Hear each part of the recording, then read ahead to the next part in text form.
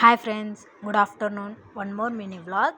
Afternoon అయితే నేనైతే lunch అయితే ప్రిపేర్ చేసుకుంటున్నాను. సో మార్నింగ్ తెచ్చా కదా చికెను, దాన్ని అయితే ఇప్పుడు ప్రిపేర్ చేసుకుంటున్నాను. నేను రైస్ అయితే కడిగి పక్కనైతే పెట్టాను. ఒక హాఫ్ అన్ అవర్ నానితే బాగుండిద్ది అని.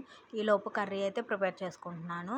సో కర్రీ కోసం అయితే ఒక 2 ఉల్లిపాయలు, 2 టమాటాలు, ఒక 4 పచ్చిమిర్చి అయితే ఇవైతే వేసుకొని, కొంచెం కరివేపాకు, కొంచెం పుదీనా కూడా అయితే వేసుకొని కొంచెం వీటిని అయితే ఫ్రై అవ్వాలి.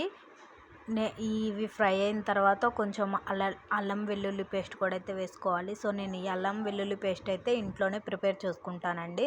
ప్రిపేర్ చేసుకొని స్టోర్ చేసి అయితే ఫ్రిడ్జ్లో పెట్టుకుంటాను.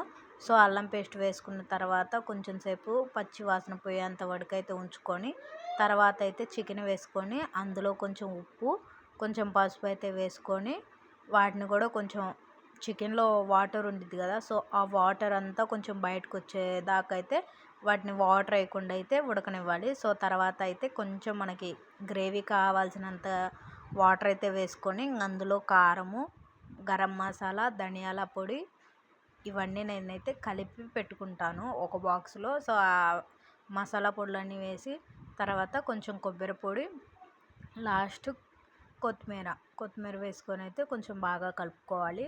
ఒక 5 మినిట్స్ అలా ఉంచుకొని ఇంకా దించేసుకోవాలి. సో ఇంక అన్నం అయితే కూడా నేను ఉడికింది.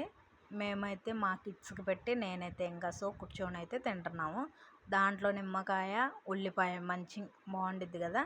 సో ఫైనల్ అయితే తినేస్తున్నాము. ఇంకా లాస్ట్ అండ్ ఫైనల్ పెరుగు అయితే వేసుకొని, పెరుగుతో అయితే ఫినిష్ చేసాము ఈరోజు డే. సో ఈ వ్లాగ్ అనేది మీకు ఎలా అనిపించిందో కామెంట్ చేయండి. అలానే సబ్స్క్రైబ్ చేసుకోండి. Bye friends.